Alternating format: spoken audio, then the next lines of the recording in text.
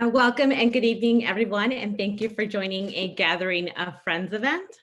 My name is Vanessa Johnson, and I'm a member and employee at the Fullerton Arboretum. This event has been held at the Arboretum since 2012, but is the first time being hosted virtually, thanks to culinary experts Joanthan Duffy Davis and Joanthan Dye for continuing the tradition even during this pandemic. Their passion and devotion to our garden and community is really what pushed this event to happen tonight. So again, thank you for donating your time and culinary talents with us this evening. So we did give people a couple of minutes to log on, and it looks like there's already a lot of people in here. So we do have a chat box. So if you want to go ahead and drop a hello to the Jonathans, or just mention maybe your favorite location at the Arboretum, just so you kind of get familiar with that feature. I'd like to mention that at the end of the event, we will have a live Q&A. So since this is, after all, a gathering of friends, we're going to do things a bit different. We've never done this before, live chat.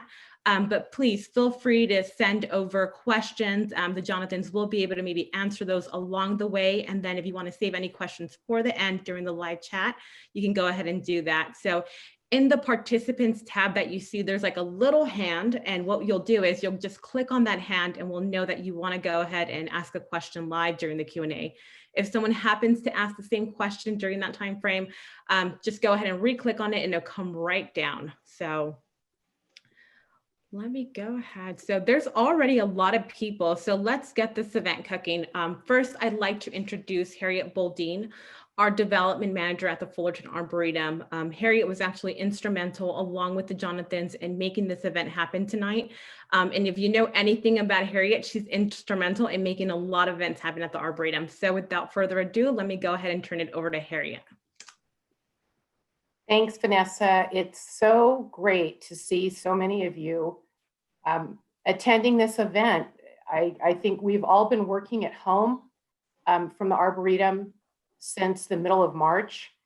And for me, with my role being working with donors and volunteers and members, the best part of my job is being in the garden with all of you. And I know that I see so many of you each year at this class, and several of you are volunteers, and there's a lot of members, and it's just great to see you all, see your faces, and be able to say hello to you tonight. I know we also have a lot of people who are new to this class, new to this event, and I want to welcome you and just give you a little background on how it came to be that we ended up with two Jonathans at the Fullerton Arboretum doing the amazing things they do for us. So Joanthan Dye and I have worked together for a really long time at the Williams-Sonoma in Brea. And it was before I had a full-time position at the Arboretum. I was a part-time volunteer coordinator, and I'd hustle out of the Arboretum and run over to the Brea Mall and do my shift there with Joanthan.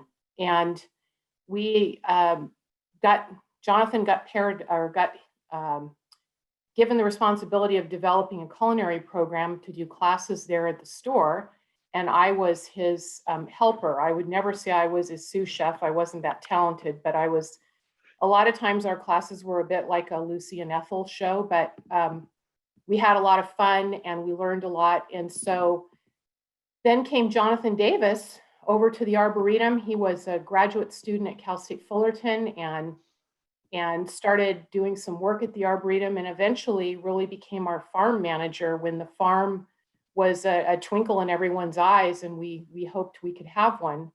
Joanthan brought it to fruition and also developed, or had a passion for cooking, and he started doing a really popular series of classes at the Arboretum called Eat the Yard, and it was a lot about vegetable gardening. And so one day I said to Joanthan Dye, you really got to meet this other Joanthan from the Arboretum.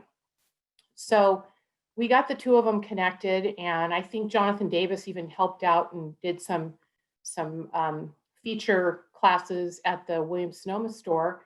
And then they started up a plan to do classes at the Arboretum. And they have been wildly successful, thanks to all of you for supporting them, and especially to both of them for connecting the dots of the food that grows at the Arboretum and how it can end up on your table in these fabulous recipes. And This would be, I think, our 9th class if we had done this, our 9th year of this Thanksgiving class. So we're grateful to both Joanthan Dye and Jonathan Duffy Davis for continuing to support the Arboretum. This was their idea. They came to me and said, hey, we just need to get everybody together and say hello and do something fun. So happy to turn it over to the two of you. All right. Thank you so. Oh, sorry, Jonathan. No, that's okay. We're so everybody who's listening and watching. Jonathan Davis and I have very limited experience playing this Zoom game, and so thank you for your patience as we navigate these new waters. But I gotta say, in this chat thing that's on the right-hand side of my screen, I'm seeing all these names, and I can't believe how many people.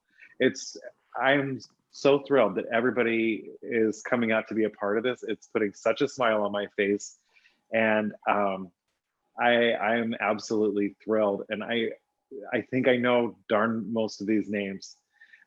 So I really hope that everybody sticks around to the end so that we can acknowledge everybody and all that good stuff. So it's gonna be a long list, eh? Because we're at it is a long 94. So I'm quite I'm pretty flattered to have everybody here. Yeah, this is a nice really turnout. nice. Yeah. So there is a little bit of a let's see here, a agenda, so to speak. So I have it over here. So now that it looks like Harriet, please read it for me. Okay, yeah. So now that pleasantries have been dispensed, and Vanessa and Harriet have done their talking, and Vanessa's moderating, by the way, we're going to do one demo. And then after that demo, we're going to get an update, Arboretum update, because none of us have been there, including myself, including Jonathan, for the longest time. And so Amy Bouldin is going to be delivering that. So before my demo, I'm going to turn this over to Jonathan in 2 seconds, but I have to say, because it's a special event, I bought a special bottle of wine so I can have a nice sip or two while this is going on. And what is that? Well, it's the white wine of choice for me for today. And it's a French Chardonnay, and it's from Burgundy, and it's called Meursault, and it's excellent. It's crisp, it's minerally, and if you've never tried it, it's excellent with shellfish. So Meursault, Meursault. Now, if I were drinking red, it would be a Saint Joseph, which I really rather like, and that's also French too, Rhone Valley. But anyway, I'm not a wine Jonathan. It's special, so I'm gonna do it. I just want everyone to know that I'm just drinking coffee. So why don't you tell everybody where you're broadcasting from, Jonathan? Because I think that's a lie that you're having coffee in that cup at this hour. So it's actually, I am currently at 9:10 p.m. Eastern Standard Time. I am currently back in Toronto, Ontario, Canada. So I've come north of the border, been here since about May. And yeah, so this is kind of exciting. It's nice. I always pictured flying back for these Thanksgiving classes, but unfortunately that's not, well, even if I could fly back, it wouldn't work out. So I'm glad we could do this, because we lose track. Is this, Jonathan, is this 8 or 9? I think this would have been 9. So yeah, because I want to say 2002 we did one, so this would be the 9th, I want to say. Yeah. So it's nice that we can keep the continuity. It's in one way or another. But you were talking about demos, so just so you and I are on the same page, because we are in separate locations, what are you leading with? So Jonathan Davis and I did talk earlier today, and we decided, we actually were surprised by the fact that we both, because he's been so busy, I've been so busy, we didn't have a chance to bring all of our ideas to the table before this morning. And it turns out, lo and behold, we both have recipes for cranberry. Is that what you were going to lead with, Jonathan? Yeah, I just wanted to confirm. So why don't you take the lead for the first, unless you'd like me to. So what's really nice about Toronto, and something that Jonathan and I talked about highlighting, and you'll forgive me, I just had the speaker view pop. Oh, did you mute yourself? I just No, had the I'm speaker here. view pop. My camera's up here. I'm going to try and talk to the camera as best I can. The screen is down here. So this is a constraint. So forgive the eye contact. But one of the nice things about living in Toronto is you are almost always a walk away from food. So from great food. So a 12-minute walk from home. Today, well, earlier this week, I did buy this today. So I bought a quince. And a quince, I'm going to adjust the camera just a bit. You can get quince here in Orange County. Sometimes it's mainly at the ethnic markets, but it is around. You can store it in your refrigerator for a little while if you find it on sale. It's a really fun thing. It's related to pears and apples, but you cannot eat it raw. Yeah, you wouldn't want to. I was eating it raw a little bit today, and it wasn't all that bad. But yeah, but you wouldn't want to. So essentially, this is simple. I think Jonathan's got some port in his recipe, and we're going to see something fancy from him, as per usual. Mine is simply a cranberry sauce that I have setting up. Oh, look at you and your display. Wow. Yeah. What did I expect, right? You eat with the eyes first. And so I'm trying to get it to set up in the fridge. And you can see I was rushing it with the freezer. So the nice thing about quince, I'm not sure that I achieved it. Quince is really high in pectin, so that's fantastic if you want to have like a set cranberry sauce. I think you could go so far as to make this. I'm not the first person to suggest this, but you could make a cranberry sauce with quince, or just cranberry sauce on its own. Pour it into a clean can, and I can't see your face, Jonathan. That's part of the best part. And then you can unmold the can onto a plate. And so have nice... I don't think that's a good idea.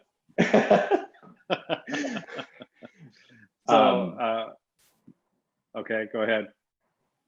Yeah, no, you don't think. And one other thing I wanted to get out of the way, just in terms of now that I can see your face, I just wanted to highlight the fact, because I just walked back to the fridge, and I don't know if you noticed, but wait. Notice what? Oh, nothing. You're wearing pants. Barefoot. That's different. I'm wearing. Okay. So it's a dream. We get to teach a cooking class, and I am barefoot. Well, these are benefits. So what are your ingredients, and then we can talk more about how. Okay, so the cranberry recipe that I have, and I want to tell you that they're going to post the recipes in the chat section on your computer. So the recipe that I have is called cranberry port gelée, and gelée is a really fancy way of saying the jelly in the can. But what's really nice about this one is that instead of water, you're using port wine. Okay, so port comes in inexpensive, it comes expensive. You can do whatever you want. I wouldn't break the bank on the port that you use for this, only because it's going to be combined with other ingredients, and it's going to lose some of that special characteristic. I learned that port comes from Portugal. Porto was named Porto because that's where the port came out of, and that was the big shipping area that they sent it out of. So that's kind of cool. So it has port. It has, of course, the cranberries right here, and then what you do is you throw your port wine into a pot. I like to go big on the pot because things bubble over and splatter, and nobody wants to clean cranberry, off of things, including one's own towels, which I had to do today because I wasn't practicing what I'm preaching. But anyhow, super special ingredient right here. So these are juniper berries. And I don't know if you could just go out to your bushes and grab them. I imagine you can, as long as they haven't been pesticided. But anyway, a juniper berry is about the size of an allspice berry. And guess what? They smell like juniper. And it is an ingredient in gin, wouldn't you know? But you put about a tablespoonful of these per recipe. This is 12 ounces of berries right here. And yeah, for every recipe, you put a tablespoon of the juniper berries and 10 peppercorns, and you just boil that, and then you add your cranberries. And what ends up happening is the cranberries soften over time. And cranberries, Jonathan was mentioning pectin when he was talking about the quince. So there's certain naturally occurring I don't know if it's vegetables, just fruits. Is it just fruits, Jonathan? No, pectin's going to be like throughout plants, but yeah, we Throughout look at fruits like plants. Well, apples and cranberries happen to have a high, pectin content. And what does that mean? It means that things gel. So oftentimes, and this goes for this Thanksgiving. This is a great Thanksgiving tip, actually. If you want to make sure that your whipped cream stays whipped, add a couple tablespoonfuls of apple jelly. Why? It holds it together.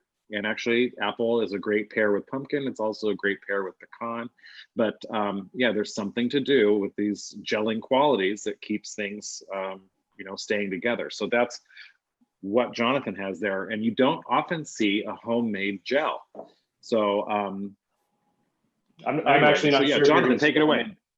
I'm not sure if you're going to see a homemade gel out of me today. We'll see. It might set up. Oh, is it not set? It's not set yet? Oh, good. We can see. No, so I did rush it a little bit, but it will look good on the plate. I'm doing something with some turkey later, and what we're going to do is sort of plate that up and see if it looks any pretty. Well, if you guys do want to see one that gels, let me just go right down here. I wanted to unmold with you, Oh. So now get this. So I have about a gazillion things, but you could use a brioche mold. You could set your cranberry in the brioche mold or itsy bitsy ones like that. And then once it sets, then you can literally unmold it and it looks really beautiful. It sure does. However, because things are pretty casual, I like to put it into a French porcelain tureen. No, they are. This is casual because guess what? Oh, it's casual. No, it's casual. No, it is. It is because this is country stuff. So this is actually this little hair tureen. But the point is, you take off the lid. Now this has not been refrigerated yet. I made this afternoon. And we have a beautiful, dark, gelatinous. Give it a hit. Give it a hit. No, I'm afraid. So what you would do if you wanted to unmold this, you would put this in water and then you would invert it. But I mean, it's good. I don't want to fall out. It's Oh yeah, you're doing better than me. Jonathan, Right. I have a quick question for you that came into the chat. Somebody wanted to know Sure. how much port. Oh, the recipe. That's a good thing to have. Let me grab that. So, and again, we're going to post the recipes in the chat. But so 1 cup of port, 1 cup of sugar, 1 tablespoon of juniper berries, and 10 black peppercorns. You throw those into a heavy saucepan, boil them, throw in 1 bag, which is generally 12 ounces of the fresh cranberries, and then you return that to a boil and you cook it for about 10 minutes or so till it's soft. Then you run it through a sieve to get out the juniper berries, to get out the peppercorns, and to get out anything that you don't want. So you have this really beautiful, smooth, delicate gelée. And that's why this is a gelée. Because it's delicate. And the recipes are up now too. Oh, Yeah, okay. and Okay. Recipes are up on the website, and then I just saw posted to the chat a direct link to that cranberry port gelée. I did not provide a recipe for mine. This was kind of an afterthought. I saw quince, and I decided that I wanted to make something with quince, and cranberry seemed like the obvious choice. If you've been to our classes, you know that I don't typically measure as much as Mr. Dye. So if you wanted an estimate, it would be 50-50 quince and cranberry. I really wanted to taste quince because I'm not super familiar with it. But if you can find it, it's worth it. This was $4, this piece of fruit. Little dear. I don't think it should cost that much. But So this I gotta say, there's a woman who's in this chat by the name of Jane Parker, and I took up a lot of her freezer space with quince paste that I think eventually just had to go away because the pandemic hit. Who's eating a bunch of membrillo? But anyway, I digress. So okay. So is that our demo? Is that our first demo then? I think I think we could call it that way, right? Okay.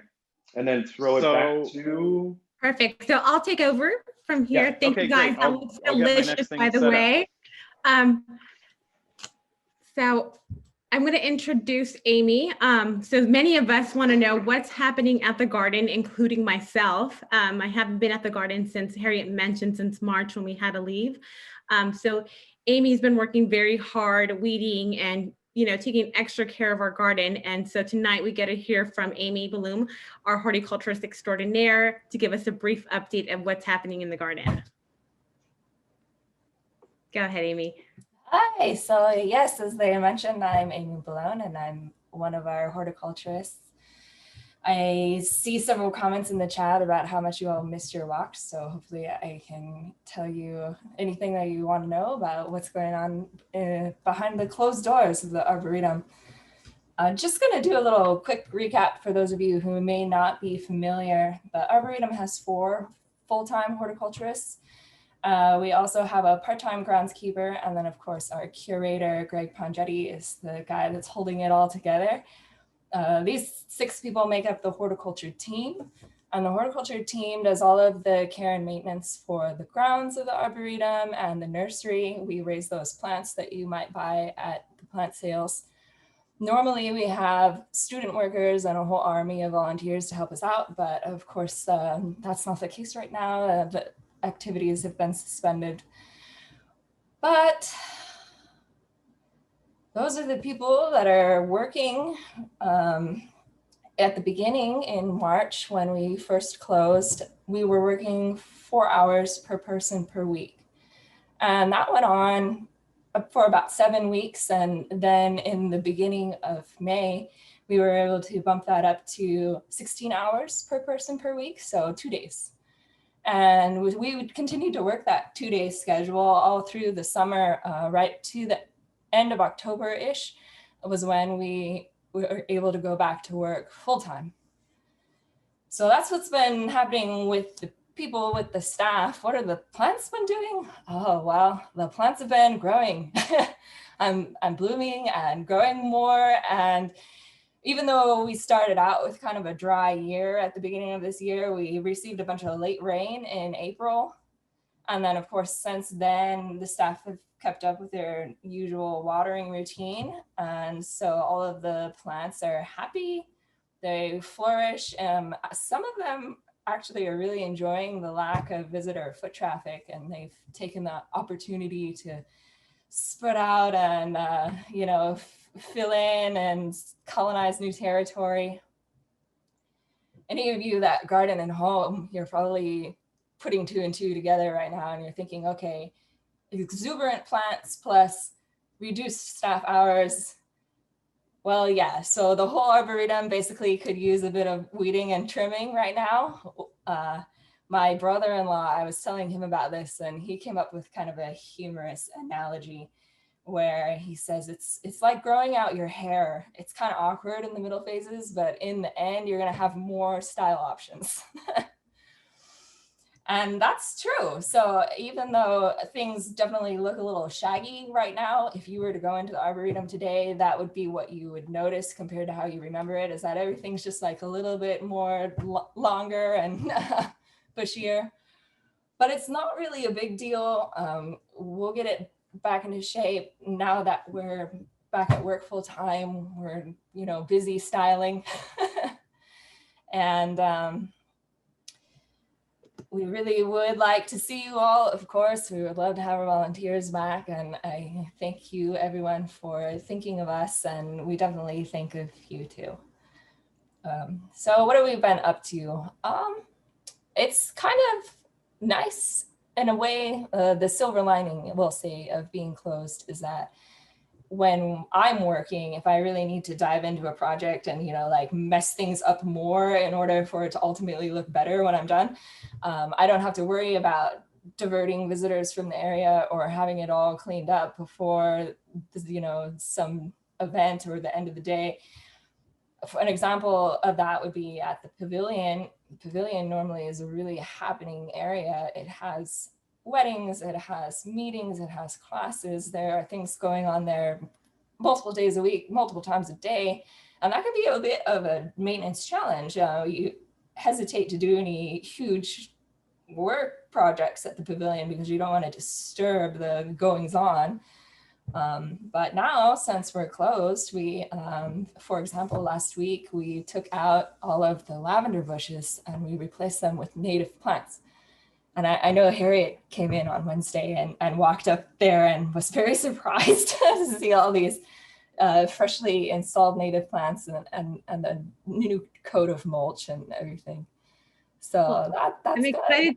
I'm excited to see it, Amy. That's that Beacon Pavilion's my area, so I'm excited to see what that looks like. Is there anything particularly beautifully blooming right now in the garden?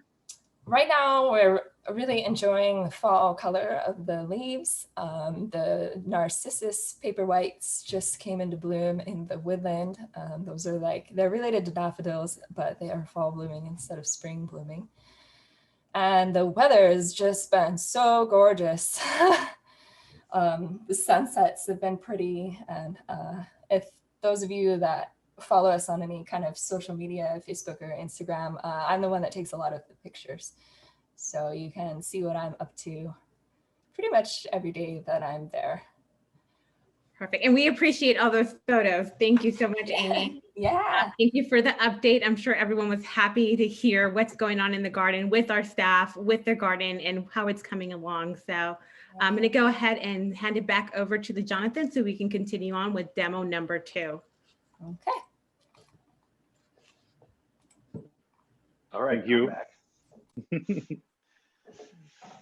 Well, it's good to hear that nature is, what's that?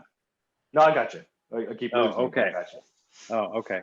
I was just saying it's good to hear that nature abides at the Arboretum, regardless.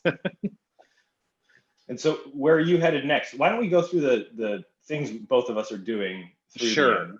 Right. So I have 3 more demos. And so never having done a Zoom cooking class before, I don't know what in the heck to expect. So actually feedback is really good at the end of this, because hopefully we'll be able to connect again, even if there's an awful pandemic with lockdowns and all sorts of stuff.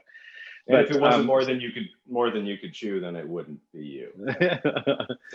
So I'm gonna do a bacon biscuit dressing, and that's what my next demo is going to be, followed by some sweet potatoes, and it's a recipe. I forgot how darn good it was. It is so good. It's kind of like dessert, but it has quality written all over it, so that's really nice. And then finally, I'm going to be showing you guys a maple bourbon pecan pie. And there is something special about my next recipe for biscuits, and there's something special about the maple bourbon pecan pie. And it is American maple that went into the pie. It's unfortunate, but Yes. sometimes you got to slum it. It's okay. I'm sure. Yeah. Well. Anyway. Yes. Okay. What are you doing? What are you up to, Joanthan? So I'm going to make a case for brining your turkey, but not in sort of the typical way. I thought maybe people would be doing things that are a little bit different this year and maybe smaller. So I'm going to present a turkey idea. We always do new turkey stuff, and I actually think that you and I cracked this a long time ago. I am a fan of the Jacques and Julia method, where we can talk more about it during turkey time maybe. But going to talk about browning your turkey with buttermilk and maybe doing Jacques and Julia, for anybody who's wondering what he's talking about, who hasn't been to the class, it's deconstructed in a way, but it's a very effective method for making a bird. And when it is turkey time, I do have a little turkey input as well. It's the only way to roast a turkey, but I'm going to suggest something else. And also an ambrosia salad. So given that I'm north of the border, I wanted to do something that was uniquely American, like throwing marshmallows at something in a savory way. So I thought that was the way to go. So what are you doing next? Do you want me to leap into stuffing really fast? Yeah, I think so, because you got 3 ahead of you. So why don't you Yeah, I'll make this fast. I mean, I know we're only 25, 30 minutes in, but yeah, you guys don't need to watch me do a bunch of stuff, crazy stuff. So bacon biscuit dressing. Why? Because I have a lot of very solid, very considered opinions about dressing. And I've had many years to make it. My favorite dressing in the wide world is actually, you can probably still find it at marthastewart.com. It is a cornbread wild mushroom stuffing. It is redolent of sage, really good butter, and pecans. And it is killer, and I love it. So that's probably my favorite, but I don't know about you guys, and maybe this year this is the Thanksgiving that gets to be for you, but normally for me it's about cooking for everybody else. So what does that look like? Well, for a good portion of my family, that happens to be meat and potatoes, not a lot of fancy ingredients. And so I thought, I saw Williams-Sonoma, I worked there for years. They used to have this catalog every year, and one year they had this bacon biscuit dressing. Well, who doesn't love biscuits and who doesn't love bacon? And so I thought, well, for the meat and potatoes folks, this might be a really good thing to try. So I thought I would bring it here and talk about it. So there is one thing, we bring the ingredients over. So I don't know how this, I'll try and stand up tall. But so these are the biscuit pieces. So these were biscuits. You can see they're pretty darn flaky, but they've been pretty dried out. So you make biscuits and then you dry them for about 25 minutes or so in the oven at 350 degrees. Just you're trying to eliminate moisture because you want to add flavor in. And if there's moisture in there, there's no room for anything else. So what's special about these biscuits? Well, on Amazon, because I used to buy a lot on Amazon and now I buy a lot on Amazon. You can get this product right here. Now, what's special about this product is I wish there were a way to say, has anybody used this? Has anybody, whatever. So white lily flour is used to only be available east of the Mississippi River. You could not get it. It makes the most tender, fluffy biscuits of all time. My friend Pam introduced me to it, and it was almost as though it was like God coming into the kitchen, like, oh my gosh, white lily flour. And so that's what I made the biscuits with. And the recipe for the biscuits, which is in the stuffing recipe that you have, is on the bag. And actually what's really crazy, because I love butter so much, there's no butter. It's all shortening and buttermilk, but it makes a great biscuit. I can vouch for that because I had them a couple of weeks ago when the flour came in. But so that's the biscuit. So you make your biscuits, you cut them up into little squares. I'm going to be posting some things on my Instagram that shows kind of that process, because you don't need to get out your biscuit cutter. You can just use a knife and cut them into squares, because it's all going to go into it's gonna go in a little bowl and get messed up. I like a square biscuit anyway. You know what? I actually do too, and that's because it's about surface area, and I want a biscuit that can have the maximum amount of butter possible. So you made those biscuits today, right? I just want to make that I did. clear. Yeah, yeah. I Of course you did. So it's an did. online class, and you just knocked out some biscuits real quick to mime some stuffing. It's good. It's good. You know what? This is important. It's priorities. Fresh biscuits are important. Yeah, you make time for what's important. So, so here's the last thing. I'm going to talk really quickly. I'm not going to show you how to put all this stuff together, but the recipe includes parsley. It includes bacon. I say chop your bacon before you put it in the pan so you don't get a cutting board dirty. That's fine. Also, sage and fresh thyme from the garden, really nice. I happen to have a lot growing here, so that's what I used. But about the aromatics. So this is such a basic recipe. So really what you have in the recipe are biscuits, and then in that you put sauteed onions and celery that have had herbs added to it, and you add in some bacon, and then you add in some, it's supposed to have mushrooms, but people, and I didn't add mushrooms, but you could add mushrooms. I think it would be a lovely addition. But here's what everybody always asks, oh my gosh, what can I do ahead? What can I do ahead? This is actually one of the things that you can do ahead for Thanksgiving, so you don't have to be behind the 8 ball. Saute your aromatics. So this is a bunch of butter mixed with some raw onion and some raw celery and cooked until it's nice and tender. And guess what? You can do the biscuits way ahead. You can do this way ahead. You can do this way ahead. They can all hang out. You could probably even freeze it if you had to, but then you just throw it together and you bake it. So you don't even have to worry about dishes. You can put this all in Ziploc bags if you had to. It doesn't have to be complicated. And so there's no liquid. There's no liquid. There is. So once you have your bread cubes here, and keep it this big. This is about an inch square or so.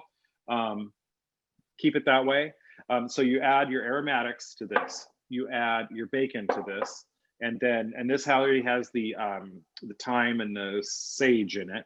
And then you add some parsley, whatever. And then if you're using mushrooms, throw those in too. It's kind of like, it's funny. These, they're delicate. So it's almost like a cornbread stuffing. If you've made homemade cornbread stuffing, it kind of crumbles a lot, but in the end, it's okay. So you add all those in, and then you add a surprisingly small amount of chicken stock. However, if you're taking notes, I added a little bit of heavy cream. I just felt that was the correct thing to do. It was an emotional response. Time will tell, you know, what's important. But the one thing that the recipe didn't have, which I really thought was important, was plenty of fresh cracked pepper. I'm not gonna lie. There's a reason the camera is this way. It's because there's a pantry right over there that has glass panels on it, and there's some things I'm not proud of in there.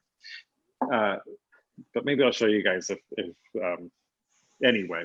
The point is, don't use pre-ground pepper. If you possibly can, use fresh ground. So let me just take these down really fast, and then I'll show you what the finished product looks like. So, you know, well, you've got your... People want to see the pantry. There's a request in here to see the pantry. Oh.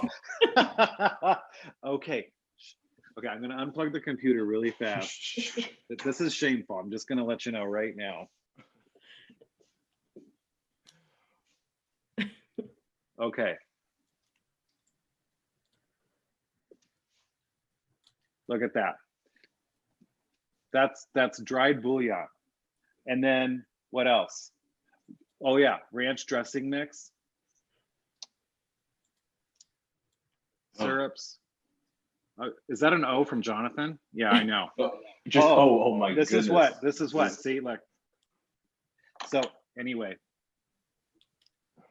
I know. Okay, so Rita and Christine are happy that they got to see the pantry. Okay, so let me get the let me go ahead and get the finished product over here really fast, and then I'll just put a little towel down so it doesn't burn the wood. I literally took it out of the oven when we were hearing about the Arboretum. Yeah, I almost had a grease fire. Did you? So yeah, this is actually turns out deep. You go. Oh, if anybody's looking for a good gratin dish, this is one of my favorites. So why? It's cast iron. You can see on the bottom, that's cast iron. This is actually pretty hot. I have asbestos fingers, so it doesn't matter. But what's nice about this is if you cook anything in this pan, you can heat it up on the stovetop first, and then everything gets warm inside. It's a really good thing. So this is the finished product for minus mushrooms for the stuffing. So, oh my gosh, hot. So, Joanthan, sorry, a question came in. Somebody wants to know if the white lily flour is also good for making pie dough. I was concerned about that. I don't know the answer. It seems to be like a tender dough that you would want for short things, like you would use it for, pardon me, a pound cake, perhaps, things like that. But I'm not sure about a pie crust. You'd want to look. Okay. I did not. I did not look. If you would have to like sift it first. Okay. Thank you. I think sifting is probably a good idea. Sifting is great because sometimes things clump. But then other people don't have time for sifting, right? There we are. So what are the little dark flecks? So this is something I'm just learning because I've never made this before. The little dark things on here are actually bits of bacon. No, that's a little onion. But they're mainly bacon. So don't overcook your bacon at the first stage because it's going to continue to cook in the oven. And that is the wise word on bacon biscuit dressing with white lily flour. So important. And of course, remember, fresh cracked pepper, really, really important. So I think, Joanthan, can I turn it over to you? Oh yeah, no. You know what I just realized with your beautiful demonstration? Huh. It is that I usually get the raw meat duty. You know, life isn't fair. I No, think it's the not. pandemic has taught all of us that. And so, particularly on camera, like this is true in person, but particularly on camera, raw meat's never pretty, especially poultry. So I'm about to show you some stuff. But I'm going to Joanthan, mute the microphone for about 1 minute while I get my next setup going, and then I'll be Jonathan, right real back. quick, before you go, there was a question that came in. Is there a Sure. particular biscuit recipe that you would recommend or use? So biscuits, I'm learning biscuits are like apples. So you got your Joanthan apples, you got your Fuji's, you got your Honeycrisp. Certain people like some kinds, certain people like another. My favorite biscuit recipe, hands down, is a cream biscuit recipe that I got from Martha Stewart, and it has all butter, all cream, no shortening. This one right here, using White Lily and following the directions on the back, yields an excellent, very tender biscuit that is perfect because it's not chock full of other flavors at all. It's a great blank slate. And some people like that more. So there's not a one answer fits all solution to the biscuit question. But me personally, I like a good old fashioned cream biscuit. And then you can turn it into shortbread if you want, or short cake, strawberry shortcake. Yeah, you can put sugar on top and then you're almost halfway there. So. Perfect, thank you. all right, so I'll get back to my turkey. Do we have the turkey recipe up? The brined recipe? We'll get it up right now. Okay, so I'm gonna make a case for you. We've talked about brining. If you've been to the classes in the past, we talk about brining a lot, and I really don't enjoy it because it involves sanitizing a really large vessel. So if you're talking about a turkey that's gonna be 18, 20 pounds, or even 12 pounds, there isn't much in your home kitchen that can be used to hold that turkey safely. And so we've talked about dry brining. That's great. That's essentially just rubbing a large quantity of salt over the bird and putting it in the fridge to dry out uncovered overnight. That's also a good option and does not involve anywhere near the same amount of hardware, sanitizing, anything like that. This year, and I will say that I borrowed heavily from Samin Nosrat's podcast. So Joanthan was talking about his biscuits, the biscuit dressing, and he's doing something with pecans coming up. And it started to sort of have a Southern feel. And I heard a podcast where Samin Nosrat was talking about a buttermilk brined turkey that borrows from a chicken recipe. And I started thinking that that was a good way to go. So it's really simple. I believe the turkey for a 12 to 14 pound bird, you would be brining in 3 quarts of buttermilk and 7 tablespoons of salt. Pretty simple. You would get that, you would likely have to portion it or find a bag big enough to fit that bird. So portioning the bird or spatchcocking it is a good idea here. I know people love to have a bird put on the table and ready to carve, and that's part of the centerpiece is important to the holiday. And I don't like to waste food, so there's not much here. I don't have a big crowd. I'm sorry, a quick question came in. What podcast was it that you were listening to one more time? Somebody wants to know. Home cooking, Samin Nosrat's home cooking. So Samin Nosrat's been on Netflix quite a bit lately. I really like her style of cooking. She doesn't really emphasize recipes. She emphasizes technique and understanding. It's a big concept. And she's got a laugh that just makes you laugh. Seems like a really nice person. And so yeah, home cooking, Samin Nosrat, and if you're on Netflix, Salt, Fat, Acid, Heat is definitely worth a watch. But so this appeared in the New York Times recently, I think 2 days ago. These are turkey wings. I was torn. I wouldn't suggest doing this necessarily for Thanksgiving. I would buy a bird, and if you wanted to do what I'm going to suggest in a minute, I would portion the bird. So I would take the breast off. I'd probably debone the breast and cut that into pieces. I'd also probably debone the thighs, as I did last night. I took a turkey thigh and deboned it. And you're going to see the results of that in a minute. And brine it. So this is not going to give you the centerpiece that you want. You could simply brine in buttermilk, and that is her suggestion, that you take a whole bird and you're going to have a centerpiece. However, I want to take it a step further. And what I want to do is fry it in the style of Southern fried chicken. So if we have a biscuit dressing, if we have a pecan pie, and all these sort of Southern flavors, I do think that a buttermilk brine fried chicken would pair really nicely with something like a cranberry sauce and a bit of gravy to dip it in. But I know how you guys love your traditions, so maybe you just brine the turkey with buttermilk. But I have wings here because I'm going to do this tomorrow night. I'm brining this overnight, just buttermilk and salt. That's it. But I felt the need because I'm cooking with Joanthan Dye, and he always has 6 bowls for a simple recipe. But what I did is I dredged it. I deboned a turkey thigh, dredged it, and fried it. I'll just remove some paper towel. And so like really crunchy fried chicken. That's a turkey thigh, deboned, marinated in the buttermilk and salt overnight, and then fried in the manner of chicken. Just use your favorite chicken recipe. I didn't provide that. So I can't see faces. Who's with me? No? Come on. Do you mind if I butt in for 2 seconds, Jonathan? Oh, no, please. Yeah. Okay.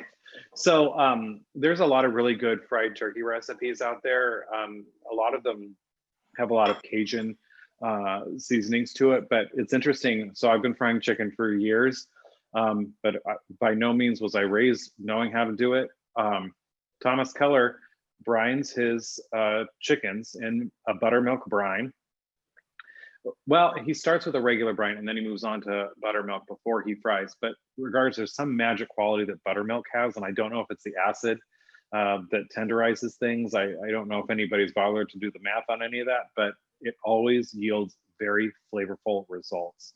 And so, and it's interesting for anybody who knows, pardon me, who knows my time after Williams-Sonoma. I worked at Alicia's for a very long time, and I'm actually still involved getting their catering menus up and all sorts of other things. And this year, because of the pandemic, because things are smaller, we're actually selling more French cut turkey breasts than we are whole birds. We're selling a lot of whole birds regardless, but the big item is this time the French cut breast. So what is a French cut? Well, the French, if anybody didn't know it, are rather economical people. And I know that they're supposedly fancy and all that stuff, but actually they're very economical. And so a French cut is when you actually take somebody and give them the wing, and then it has a lot of breast meat on there. It's a really smart thing to do. It makes that whole chicken go a lot further than just, 4 people. You can get 6 to 8 out of it at that point. So a French cut turkey breast is the item of the year, it would appear. So a turkey breast with wing. And what's nice is when you roast, or fry for that matter, the bones give a lot of flavor. When you just use a piece of meat and you take it off the bone, there is a lot of ease that you get. There is a lot of benefit in, less fat, less mess, less things, but you do sacrifice flavor at the end of the day. So.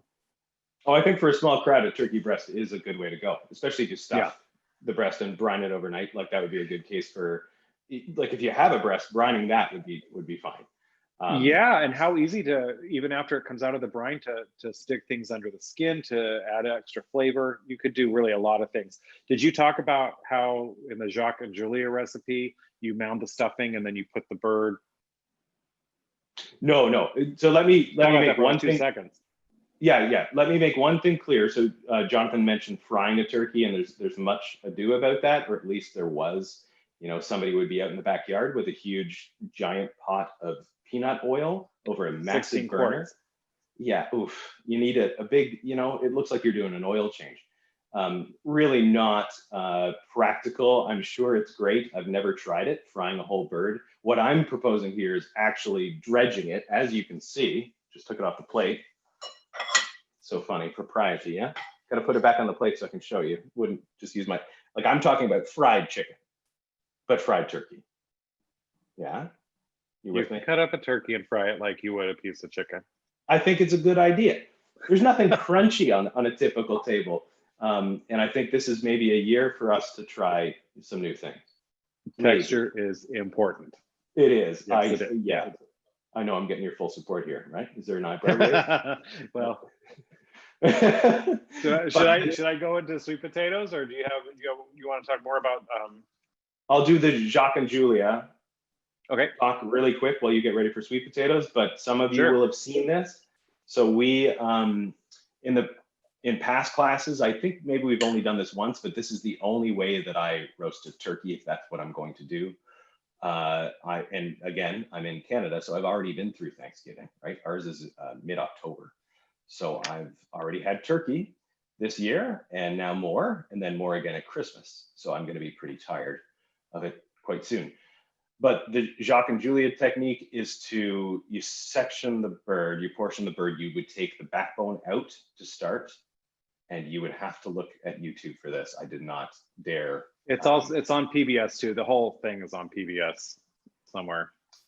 But taking legs off, the back off first, legs off separately. If you want to get really fancy, you debone the thighs. So leave the drumstick intact and attached to the thighs, but debone the thighs. And then you would also debone the breast. And then when you are ready to roast the bird, what you would do is place a mound of stuffing on the tray and the breast over top, the two legs to the side, stuffed or unstuffed, deboned or not, and then roast that as one, as you would a whole turkey. The difference is it's done in an hour and a half to 2 hours. 2 hours would be quite high. Also, it's easy to carve. It looks like a whole bird, so it's a centerpiece. And you can use the bird. You can use the back to make gravy, make stock, and then make gravy. So it's really practical, a great way to get ahead of things. But I think this year you should fry chicken, and we'll plate this up at the end, and I'll show you why. Since he's bringing up all these benefits to cutting up the bird and all that stuff, I actually, in my freezer out in the garage, I should have gotten it, but I didn't. I roasted a bird about a week and a half ago, and it was a small bird, about 16 pounds or something like that, not crazy big. But the only reason I roasted it was because I wanted to get the bones to make stock, and I also wanted to get the pan drippings out of it, because on actual Thanksgiving Day, I just don't want to deal with the mess, and I don't want to deal with all of the time, having to line things up time-wise.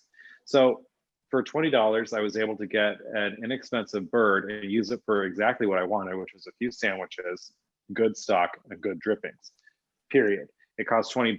I'm going to get that way, way back, the investment, and the fact that I'm not going to be running around frantic trying to make sure that I have enough for gravy and things are getting cold. So I would recommend that for sure. And if you go to a butcher for your turkey, do ask about bones, especially if you have like a decent, oh yeah. Yeah. I've already formed a good relationship with a butcher here. So I've got access to bones. Oh, look at all this. Did you plan? Yeah, I'm a I have copious question that came in, planner. sorry. So if you were to make a turkey breast relayed stuff, would you brine it with the bone and then debone it, or debone the breast and then marinate it? Debone. You would want to. Are you sure? What? Yeah, I think so. What's the purpose? Okay, you go, and then we can argue. I say you cook everything with the bone, and you brine it with the bone, and you do everything with the bone, because the bone's going to impart a lot of really good flavor. Oh no, the question was a roulade. Roulade. Oh, no, roulade. Oh, Yeah, no roulade. bones. No, Sorry, didn't hear the roulade part. So bones No bones actually, in roulade. especially. Well, the question related to brining and marinating. If you remove the breast from the bone, especially in this case, there is a barrier to salt entering. So it would be nice to be able to salt that and let it sit overnight, but you'd want to take the bone out before you did that.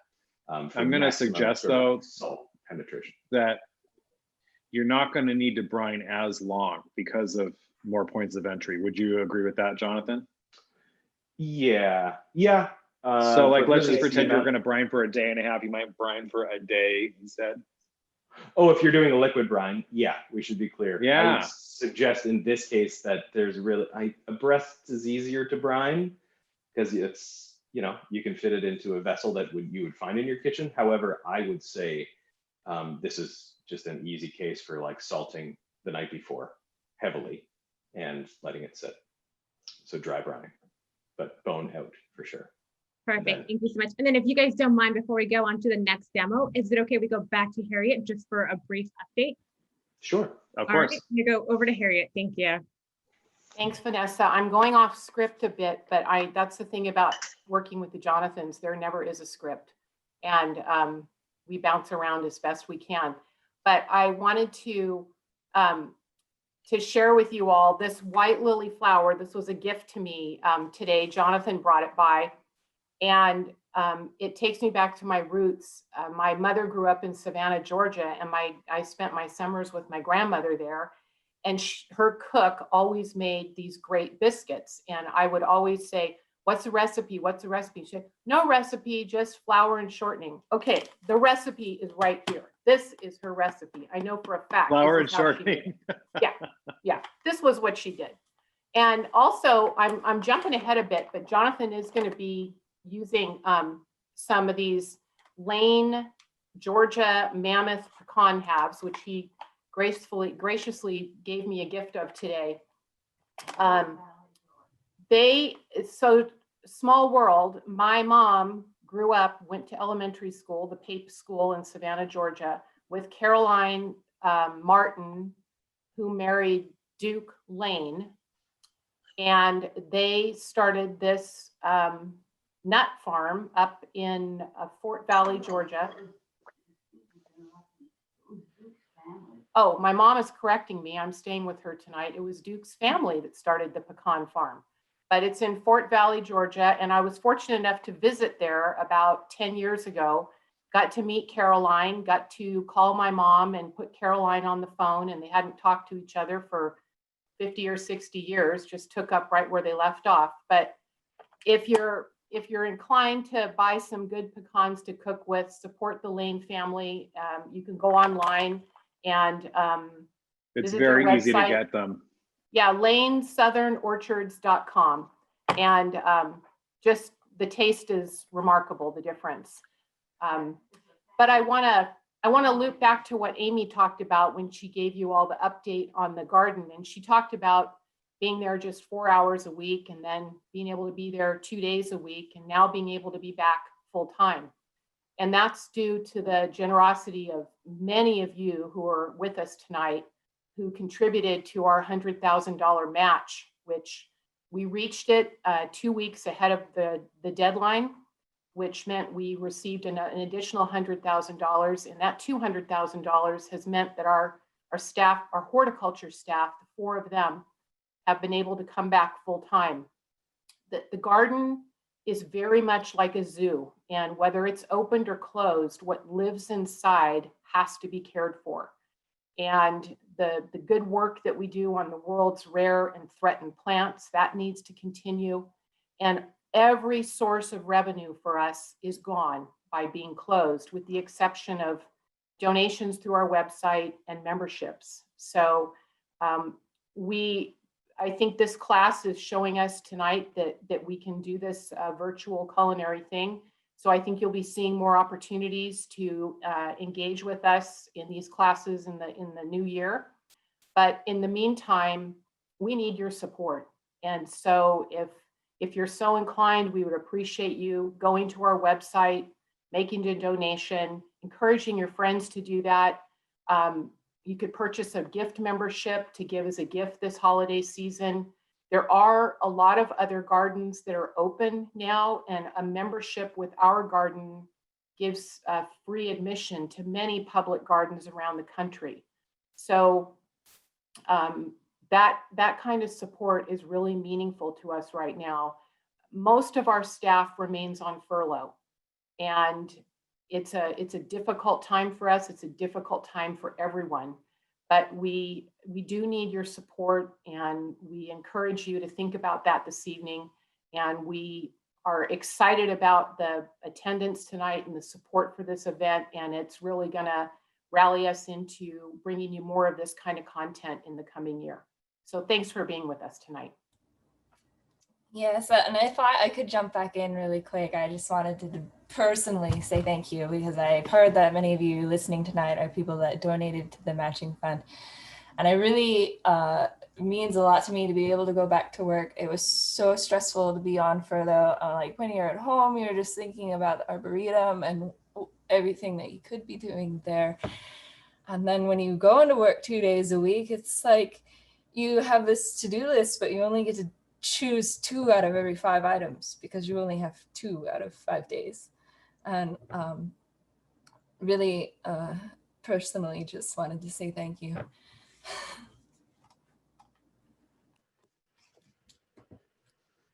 Thank you, everyone, for joining us tonight. So we're going to hand it back over to the Jonathans, but some questions have came in, and I want to go ahead and address those if you guys don't mind before we move on. So one of the questions was, if you want to put stuffing in the bird and then cook, would the biscuit bacon dressing be okay? So if you want to put the stuffing into the, yeah. That's getting a little iffy. So the reason I say that, and I kind of like skirting the food safety issue myself, and especially since we're but only at home. But only at home. Right. I can't. Yes. So the deal is, so biscuit bacon dressing looks crispy on top, but it's moist in the center. That moisture means that it's going to take a lot longer to cook than a traditional stuffing with dried bread that is sturdier and allows more air to pass through. Because of that, I don't think it's an ideal stuffing, wherein it could be an ideal dressing. Okay, and they kind of mentioned, they know that there's probably a lot of reasons why not to cook it with the stuffing inside, but they wanted to ask the experts. So another. I'm gonna weigh in on that too. I know you got, I remember the first time I talked about American Thanksgiving as a Canadian, I said something about like, why would you ever stuff a turkey? And the reaction was pretty severe. It's like I had, it was sacrilege. Rightly so. God, it's really. You might go as far as to say it's un-American. It's such a compromise. You have to overcook the bird to get the stuffing safe enough. So if you can, so that's what it is, guys. Yeah. So what's a better option is to cook it as a dressing, your stuffing as a dressing, take the pan drippings if you want that turkey flavor and pour that over the dressing. It is not, and believe me, that stuffing is not going to impart any really significant amount of flavor to the bird itself. Do you agree, Mr. Dye? So here's the deal, guys. You're getting a benefit, you get a benefit from stuffing the bird, but you get a cost, and the cost is overcooked meat. Well, you're going to eat more meat and you want the meat to last longer. I think the trade-off is not worth the benefit at that point. Yes, stuffing cooked in the bird tastes sublime. Yes, I've cooked a goose with liver stuffed prunes in it in the cavity, and it was absolutely delicious. There's a lot of air circulation in that scenario.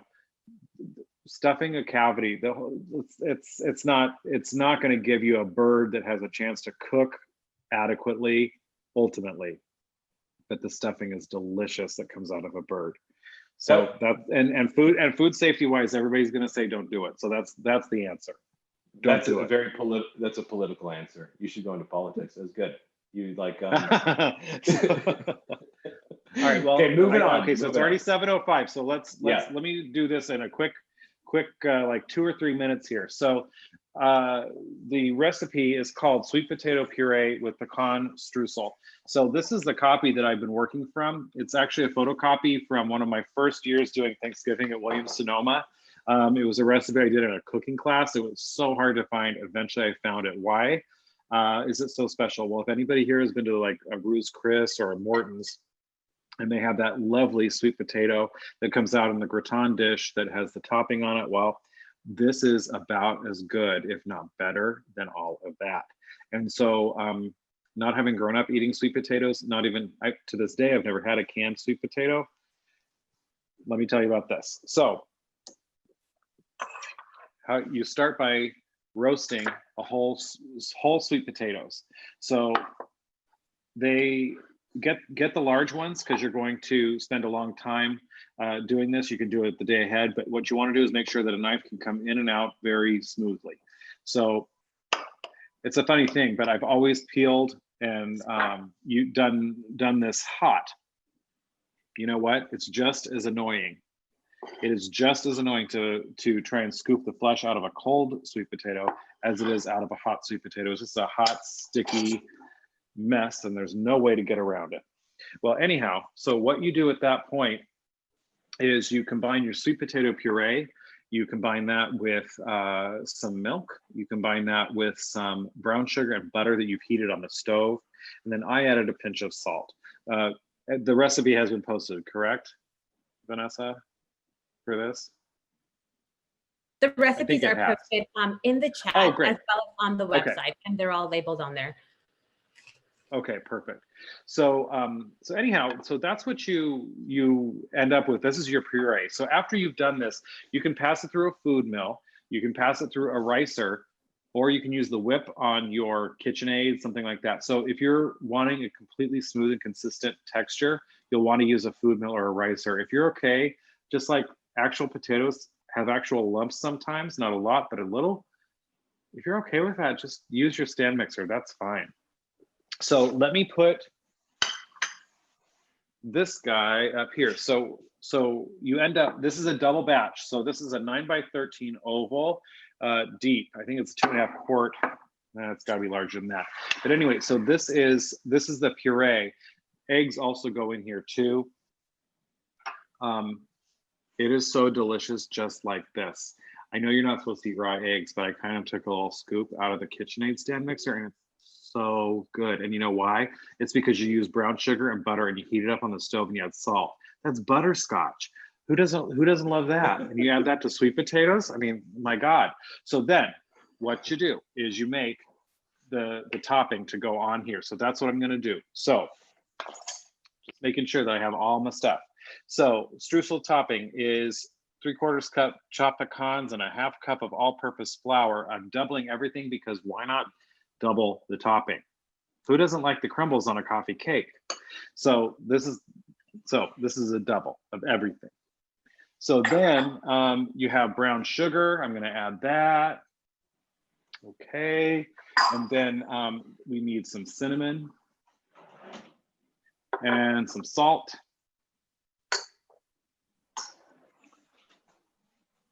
Oh, nutmeg. I'm gonna put the nutmeg in later. I don't want to make this any longer. I was gonna fresh grate it, but it's over there, so I'm not gonna do it.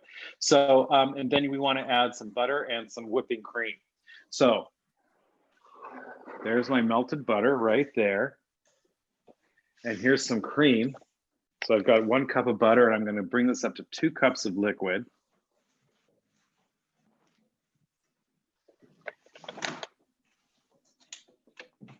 This is so good. So I'm just gonna mix those together. And then I'm gonna spend 2 seconds getting this mixed together just so that you don't get clumps of any one thing, you know? And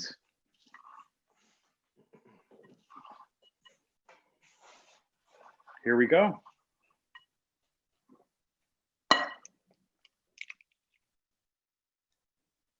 That doesn't look or sound very pleasant at all. I'll remember that for the if we ever do this again. It doesn't, it's not that bad. Sounded absolutely awful. I'm going to make anyway. a salad. There's going to be a lot. There's going to be a lot. You're doing a salad. Oh, I better get on with this. Here, so here's what I'm going to do. I'm going to add this to the top of my potatoes right here. Okay. And then I'm going to put this into the freezer because I'm actually going to cook this on Thanksgiving. So I'm not going to bake it right now, but you can do it up to this point and put it in the freezer. Why not? So life is good. So while I finish this, Jonathan, why don't you take it away? Yeah, okay, so that explains something. I was like, what is he going to do with all those sweet potatoes in between? Well, I guess you're only a week out. I'm going to eat every single one of them.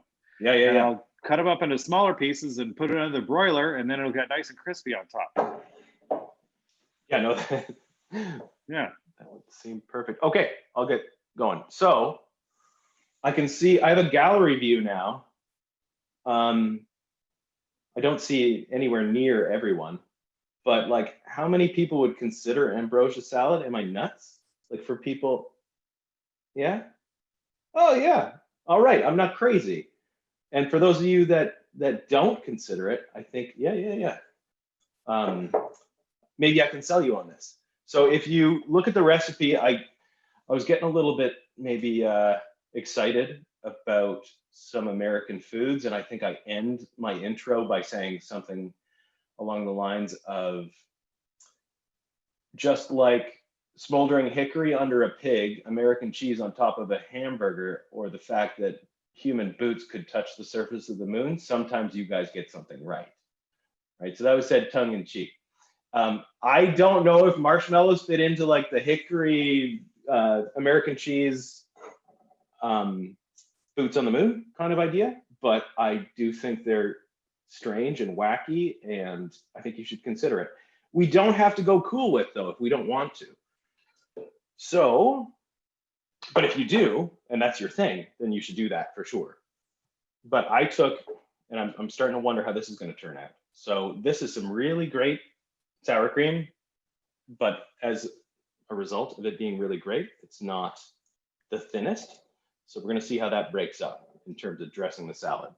So this is all in the recipe. I want to say that that was 1 cup. We're going to call it 1 cup. This is actual like a pineapple. So I didn't use canned pineapple here.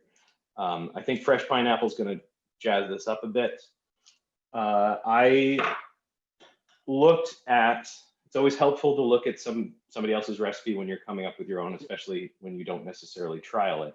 Martha Stewart suggested segmenting your own mandarin oranges. And of course she would, right? Because she's Martha Stewart. But that's that's nuts. No, we're not going to segment. You need to lay off, okay? So here's the deal. It's called Supreme. I know she's your girl, but nuh-uh. Yeah. And for anybody who I don't know how the computer screens work on these Zooms and stuff, this streusel is so delicious. It's ridiculous.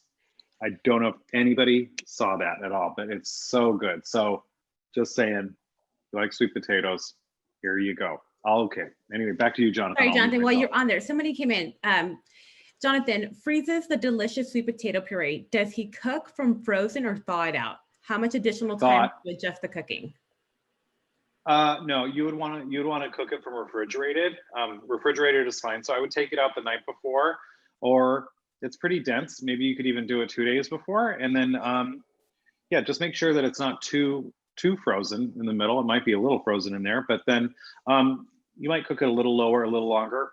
But I think you should be fine if you're cooking it from chilled. Okay, so we're back at Ambrosia Salad and the fact that Martha Stewart would have you segment mandarin oranges, but I'm not segmenting a mandarin orange. So I went and bought high quality canned mandarin orange. The pineapple is fresh.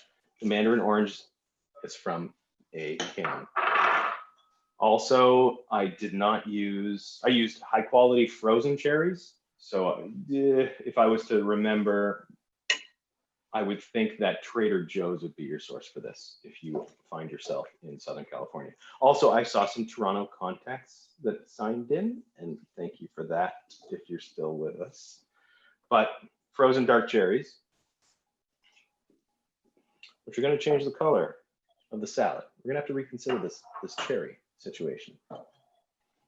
I want to see, so that was something that somebody did, and I will poll the audience that I can see. Cherries, yes or no? Like, yes? Yeah, kind of, okay. I just don't like what it might do to the color. Certainly coconut, I think that's the strength of this salad. One of the strengths, it's like a strange tropical fruit salad. And the reason I actually am presenting this as an idea today is because this was my first introduction to American Thanksgiving, also included in the introduction in the recipe. But I had an American babysitter when I was a kid, and it was November, and I remember making this with her. And I just remember thinking like, oh my goodness, what kind of place serves this, like with dinner or lunch? And I just wanted more of it. I don't remember anything else we made that day, but we cooked this together. And then of course, marshmallows. Can the salad exist without marshmallows? Jonathan, someone's asking, would you do grapes instead of cherries? So no color leaching? Yeah, so that would be a good option. Also, what I could have done, the color doesn't look disturbing to me now. I was just a little worried as I poured. If I had thawed the cherries over a screen and then not poured the juice in with them, I think it would have been okay. But grapes, I think, are maybe a little more traditional. I don't know. But if you have pineapple, with pineapple, mandarin orange, coconut, cherries, like this would have been a pretty luxurious salad back whenever it was that it first became part of your Thanksgiving. But marshmallows, yes, please. Like a lot of them. I don't know what I'm going to do with the rest of the bag of these marshmallows, but they're going in there. And then we're going to stir to combine and leave it in the fridge. So I would do this the night before, probably not more than a full day before, but the coconut will rehydrate. Some of the fruit will start to give up its juice. And then when I'm going to put one plate together with the three things that I've made, I think it's going to look good. Well, maybe not on camera, but we'll see.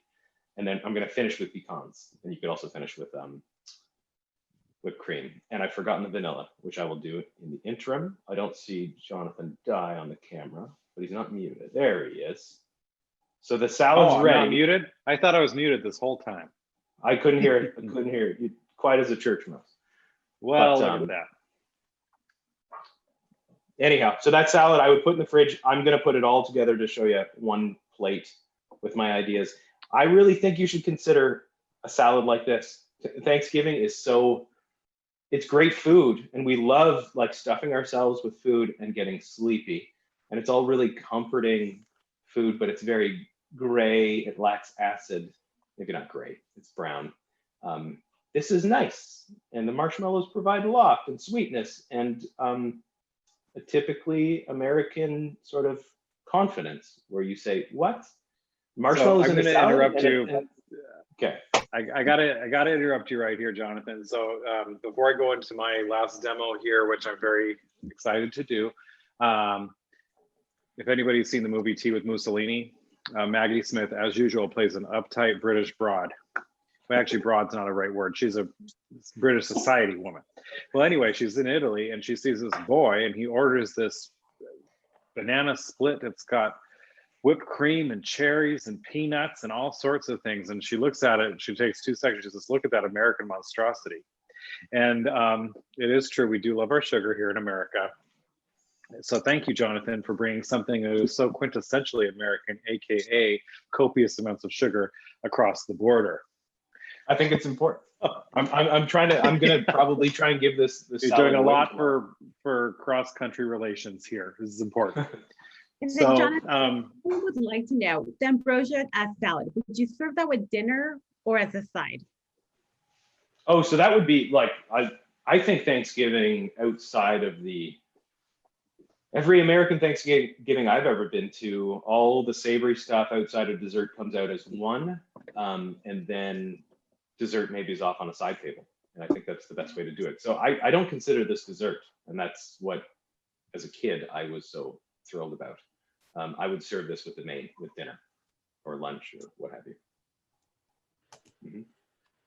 Okay, perfect. Okay, well, Jonathan, while you finish that salad, I'm going to go into dessert. And there's a couple things I want to talk about, which are important to remember. So I don't know if anybody can tell, I can tell, but if you look at the edge of my pie dish, do you see it's covered in frost? This pie shell, this pie dish, these have both been freezing since earlier today. I'm going to show you a way to make pie today for tomorrow, which is kind of cool. So what's special about this pie? Well, it has really good quality ingredients and it is quintessential. If you don't like pecan pie because it's so very sweet, and we were just talking about sugar, well, use the pecans for something else. But as Harriet was saying, the pecans that I ordered, and I ordered them about 3 weeks ago or so, are these Lane Southern Orchards pecans. They're called Mammoth Pecan Halves. They sell peaches during the summer, but you can't ship a peach from Georgia to California, but you can ship pecans. And I actually prefer to give these away as gifts. They're so nice. But it's so nice. So the pecans that went into the streusel on top of the sweet potatoes had these, you can just tell the difference. So it's really kind of nice. So, and this is part of our American heritage too, you know, like apples come from Washington and all that other stuff. You know, I know it's a big joke now because it can come from Chile for all we know, but celebrating some of what we're naturally good at is really, really good. So Georgia pecans, that's what I have to say about that. So really fast, the way to put this together is to start with make a chilled pie crust. The recipe should be on the chat link. And then you have a half stick of butter that's been melted, to which you add 1 cup or so of sugar. I'm just going to say the ingredients because I don't remember the amounts. I measured them out earlier. I want to say this is about a half cup or so of maple syrup. A note on maple syrup, regardless of national boundaries. Joanthan loves his Canadian. I think American is just fine. The darker the color, the more robust the flavor. So you might not want a dark color on your pancakes, but in something where it's going to be mixed in, grade B even is fine. I couldn't find any. This is grade A, but that would be more than fine, just because the flavor is going to be more robust and it's less has been done to it. And then you want to add a cup plus 2 tablespoons of dark corn syrup. This is a diabetic's nightmare. And you're going to want to mix this together. And you're going to want to add 4 eggs to that as well. That's really what your filling is. That's it. And then you're going to add pecans. So if you've had pecan pie out at a restaurant or something, half the time there's just a little bit of pecans on the top, and it's such a bummer because if you like pecans, and why not, there's just not very many of them in a pecan pie. So I say go as heavy with the pecans as you want, and feel free to not use all of the filling. So I like them both. Almost done whisking this. I forgot to add bourbon. That's the maple bourbon and pecan pie. So there we go. A couple tablespoons of that. And then a little vanilla too, which in the world did I do with that vanilla? Oh, so a little bit of vanilla.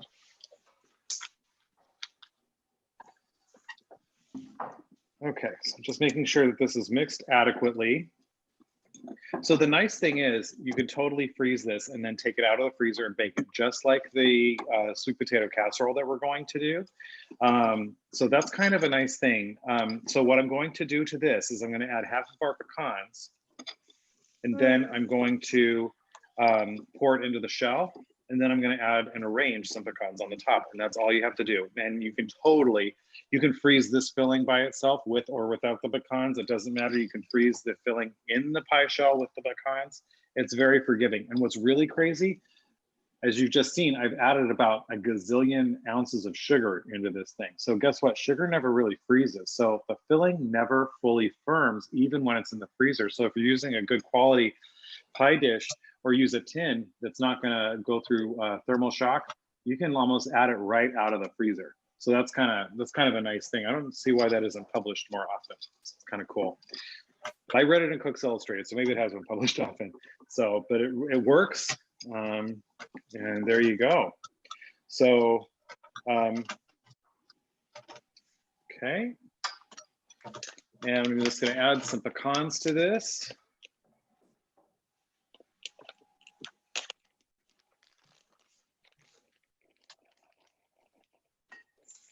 These are absolutely, I know it doesn't mean anything for me to do this, but they're just giant. It's hard to show. So we're gonna fold those in. It's good for the liquid to get into all the nooks and crannies of the pecans. And then, once you've done that, you just add in that filling, knowing that it is gonna expand a little bit. So I'm gonna stop right there. I've got a little bit of filling left. I'm just gonna stop. Jonathan, someone has a question. They want to know, do you freeze ahead with or without one? You can do it with the filling. You can totally do it with the filling. So what you do at this point, I'm just going to do a few, but you don't have to make these covered, but you add in concentric circles pecan halves to the top of your pie. And so that makes a very pleasing appearance, you could say. This, once you're done, can go right into the freezer and you can take it out and cook it on Thanksgiving Day. Well, what comes out of the oven?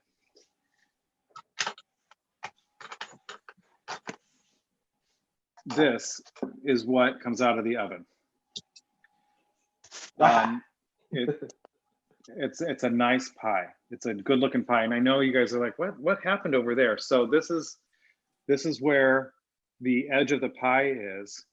You could have this edge. This is your basic edge right here, but you can also add a nice braided edge. You could do all sorts of things. It's really it's a nice way to celebrate some beautiful ingredients.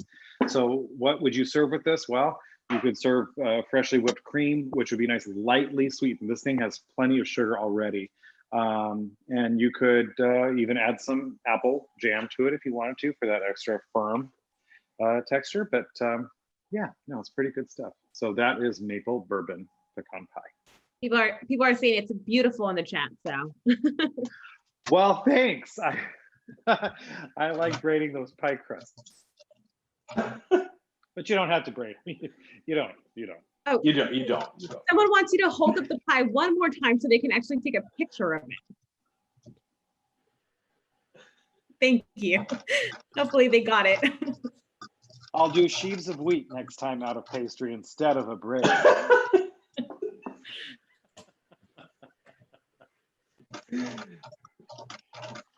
I know. So, okay. Hold on. Hold Go on. ahead. So you just showed. So this is what it means. Is my audio still good, Jonathan? I just dropped in your I can hear you. Yes, I can hear you. So this is what it means to work with Jonathan Dyes. I was plating something and trying to make it look pretty, and I'm not particularly strong with that. And then shortly before, oh yeah, look at that. Let's move that board out of the way. And then he shows this pie with a braided crust, and what did you call it? A handle? A side? What's a side? What is the thing that hangs out over the side? Jonathan Dye. Well, what, on the pie? Yeah. Is that just style? Oh, well, you can't braid one of these long enough to go around an entire pie like this. So you got to put these little buckles on there to cover the seam. Oh, buckles. Yeah. Okay. We're looking at your ceiling now, by the way. Oh, you are? Oh, there we go. You're back. Okay, so I'm going to show this from a distance then, because it doesn't compare. But like, oh yeah, that doesn't look anything like your pie. Fried chicken, like some cranberry sauce, ambrosia salad, and then figs for color. But I'm going to hold it way back here. I think that's a decent plate. If you were to do fried turkey on the style of fried chicken, I would keep all your sides on the lighter side, just to make it all make sense. But that's to bring it all home. So, all right. So, Harriet, I don't want to put you on the spot. So, we're pretty much concluded with our demos. There is one thing, but I know that we're right at 7:30. We had planned to do a Q&A afterwards. I don't know if there's still time for that or not, or if all the questions have been answered from the chat function. But I'm certainly there. I don't know if there's time or not, but there. Yeah, I think Vanessa is prepared to moderate a Q&A following. And I told Jonathan I was worried about those 16 pounds of butter that he bought for his video promo for this event. And I think you went through all 16 pounds. Just about. There's plenty for later. Perfect. So let's jump in. And again, this is going to be like that live Q&A portion where we actually get to hear from some of the people in this group. So this is exciting. So if you look in the participants tab, there's like a little hand that goes up. So if anybody wants to ask a question during the live Q&A, this is the time to do it. And we'll go ahead and unmute you. So we'll go through.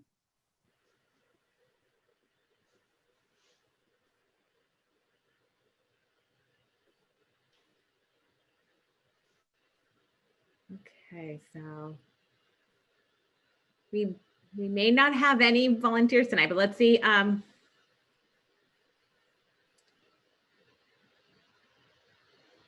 So if somebody wants to know, Jonathan Davis, you have a great, oh, let me see, it's going by too fast. You have a great speaking voice. What's next for you? Reading audiobooks, phone books, laugh out loud. So someone complimented you on your voice. Thank you to that. A lot of people are saying thank you. Great class. They're excited for these new twists on the holiday faves. So a lot of thank yous coming in. And then someone wants to know, can one of you talk about bringing a turkey breast only overnight? Sorry, how much salt? I would say brining overnight. Salt is always going to be a ratio of liquid volume, or if you're doing a dry brine, I would just, I probably first would go to williamsonoma.com. That's where I got most of my learning on brining. To give you a measure, a whole turkey's dry brine with like 5 tablespoons. So of salt? Yeah. Oh, for a dry brine. Okay. For a dry brine. Oh no, I think a liquid brine should taste quite salty like seawater. But go check that out. Let's not ruin anybody's Thanksgiving. Okay, perfect. And then somebody wants to know, what was the name of the white and red wine that you had at the beginning of the event? I would love to tell you. Okay. I've actually only had 2 glasses, which is really unfortunate. So this is the first one. It's called a Merceau. And I learned about this when I was in Burgundy, and it is so good with scallops. Happens to be really good with other kinds of shellfish too. But it's almost like your perfect cross between a Sauvignon Blanc and a Chardonnay, although it's in the Chardonnay family. It is so good. Happy as a clam, minerally and delicious. The other wine I put away already, but it's called a Saint Joseph, ST period, and then the word Joseph. And it's a red blend, Rhone. There was something special. I was traveling and I had it and I thought, oh my gosh, this is the best ever. And I've really enjoyed it, and you can enjoy it with cheese. And I know you can't always enjoy red wines with cheese. It is one of them. It is delicious. So Saint Joseph. I'll mention a wine too, just because I got it in the fridge. And it works for Thanksgiving in a big way. So some of you may know that and some of you have been out to the winery with me. I no longer sell wine. Oh, yes. Yes. Right. So this is a French Viognier. Viognier. So I love Viogniers. It's great. I don't know about this one in particular. I've not yet cracked it, and the price point was very affordable. Viognier, Viognier. That's the grape. It's a French varietal. It's not all that easy to find. And I saw it for under 20 bucks, which in Canada is not much because we do tax our liquor. But Viognier is a good Thanksgiving wine. Pairs well with turkey. It's a kind of a bigger white. It's a white wine, white grape. Okay, and then somebody wants to know, delicious. what cooking have you guys seen folks indulge in during this pandemic? Bread making or any special recipes? Okay, so of course bread making. So I am going to be, so if anybody hasn't made the no knead bread, oh my gosh, it is delicious. And that's what I'm going to be making my Thanksgiving stuffing out of. I think everybody's been getting into yeast. Does everybody remember how stupid it was being able to go to the grocery store and there was no yeast for the first time in about 80 years? You can't find yeast on the shelf? Give me a break. So anyway, I'm stockpiling these here in Yorba Linda. So if there's any more of an outbreak, you come here and I'll hook you up. Serious. Other cooking trends, I think that we're all seeing this. Okay, someone wants to know, do Comfort. you have a favorite pumpkin or apple pie recipe? Jonathan Davis, you want to go first? Yeah, I would turn that on to its head. So like maybe not a pie. I love a tarte tatin. So something, and it's been a little while. So what are we doing with a tarte tatin? You're putting sliced apples into a caramel sauce in say a skillet, something certainly oven proof, but this is on top of the table. So caramel sauce, lots of butter, lots of sugar, sliced apples arranged nicely, just like those pecans Joanthan just did. And then just before it goes in the oven, correct me if I'm wrong, it's been years, but crust goes on top of the apples into the oven, right? We're gonna bake it off. Take it out and invert it. You let it set a little bit and then invert it onto a plate, and you get a really nice kind of, it's upside down apple pie. I think that's a great take. It's a little bit simpler than a traditional apple pie. Yeah, how about you? So for apple pie, there's two options that I would suggest. And again, think about who you're serving. So I know this is probably heresy, but I really like that German crumble crust or crumble topping on an apple pie. But I like cinnamon so much. So that's one option. People forget about that. And when people who love it see it, they're like, oh my God, oh my God. So that's something to think about. Also, I think there's about 1,001 really good apple pie recipes out there, but it's important to remember when you're shopping for your apples that the texture of apples is not all the same, and sometimes the variety of apples that goes into the pie is a really good thing. Just like Yellow Delicious might not be the best eating apple, but it's actually a very good pie apple, and then you can pair that with a Macintosh or a Pip. What do we got here? What do you think? Great Northwest apples. Well, Northeast. there you go. What do you think? Can you see? Like this again, I can't overstate the greengrocer. It looks like an apple that came from an apple tree versus a factory. So it's a russet, which are just sold. They look, yeah. They're all like a potato. Grown. So russet is it describes the skin, and so if I feel this apple is really rough and russeted, it's a great baking apple that I never saw in California, and here it's just out on the greengrocer like offering down the street. Okay, so when you bake it, does it get soft or what happens? It's pretty firm, and I was disappointed by these actually because I have fun. Like I've always liked tannins. Like I like that mouth puckering sort of astringency. And as a kid, I guess people thought I was weird because I like to eat these apples. They're not typically eaten out of hand, but if you can find a russet, they're a great baking apple with a lot of like tannins and flavor. These were a little too sweet for me. But yeah, so it turns out you're weird for other reasons. Yeah. Okay. So last thing on apple pie, I like a cheddar cheese crust. So that's a really fun thing. A lot of it's kind of old school, but you would have a slice of cheddar cheese with your apple pie. I think it's really good to get a nice like cloth bound cheddar and either have a little bit with your apple pie, or you can grate cheddar cheese and put it into your pie crust. It's super fun. It's super unusual. And it is something that people have been doing for a really long time. As far as pumpkin pie, I really like roasting a pumpkin from scratch, kind of like this. And you just, get to make puree out of it. And there's something nice and delicate about that flavor. That's what I have to say about that. Right, perfect. So I didn't see any volunteers to go live with us, and I think the questions Vanessa? are answered. Go ahead, Harriet. Yeah, I just wanted to say all this talk about produce and apples and pumpkins, it's making me think about the orchard at the Arboretum and all the different things that grow there.